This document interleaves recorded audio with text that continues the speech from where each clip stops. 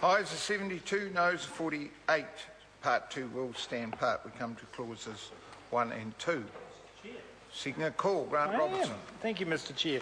Clauses 1 and 2, of course, are the title and commencement debate, which normally would be a short debate, Mr. Chair, but there are some issues when we come to the commencement section that I think are worthy of focusing on. But in this call, I want to focus on the title of the bill, because the title of the bill is innocuous, the Student Loan Scheme Amendment Bill.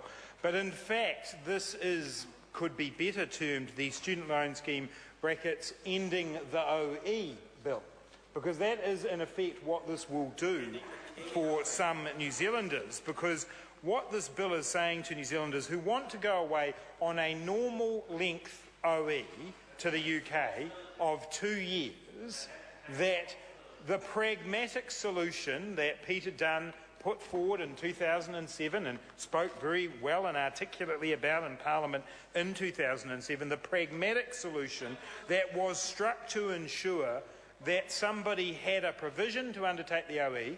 It's not that they're getting off scot-free, they're still paying interest when they're overseas, but that they get some recognition of the fact that we support New Zealanders to do this and encourage them to return. And we've heard already in this debate that, in fact, the evidence that Treasury and the Ministry of Education have provided to the government is that there's a likelihood that this may discourage people from returning and from overseas, and therefore increase the annual student loans impairment. So, Mr. Speaker, we could easily call it that. It certainly couldn't be called, a title that it couldn't be called is the Student Loan Scheme Pragmatic Amendment Bill, because it loses the pragmatism that formerly was in here. And during the earlier debate, Peter Dunn mounted an argument for why the loan repayment holiday should be taken down from 3 years to 1 year. The problem with that argument was that if you followed it all the way to its logical conclusion, there should not be a loan repayment holiday. Mr. Dunn's argument was that all borrowers needed to be treated the same, essentially, whether they were in New Zealand or whether they were overseas. Well, if that's the logic, get rid of the loan repayment holiday altogether. If that's the logic. Yeah, that's right, and the interest as well, because borrowers in New Zealand aren't paying the interest. So Mr. Dunn's logic has fallen from him here, because he's taken it from 3 to 1, but it doesn't make any sense in terms of the argument he made. So the title of the bill certainly would not be able to be the Student Loan Scheme Pragmatic Amendment Bill. It wouldn't be able to be the Student Loan Scheme Logical Amendment Bill, because it fails both of those tests.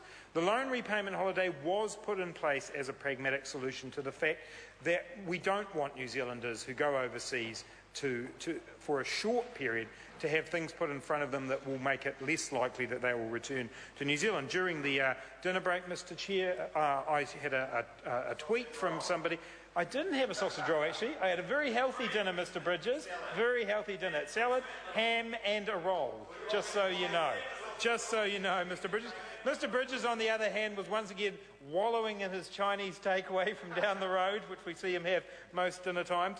But, Mr. Chair, what this person told me in the dinner break was that they had worked overseas as a volunteer for a number of years on the basis of the loan repayment holiday.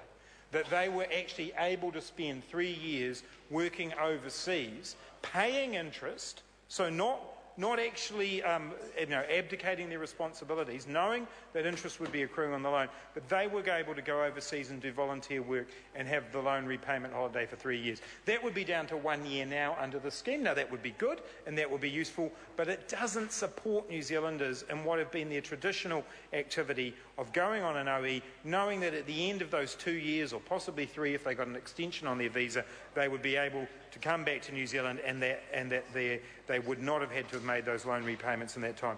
This is pragmatism, Mr. Chair, and I do think if the Student Loan Scheme Amendment Bill was to be titled any other way, it would be around a reference to what now happens for New Zealanders, graduates who go away on their OE. On this side of the House, we want to make absolutely clear we want people to pay their loans back. Whatever concerns we might have about student loans and the size of student debt, we want everyone who's in the scheme to feel that people are making their repayments, that people are doing what they need to do. But when there is an opportunity for people to go overseas and do what New Zealanders have done for decades and for generations, it seems very unfortunate, Mr. Speaker, that we have the government here today not prepared to take up the pragmatic solution they were offered. Mr. Chair. Chris Farfoy. Thank you very much, Mr. Chair, for giving me the opportunity to speak to the title and commencement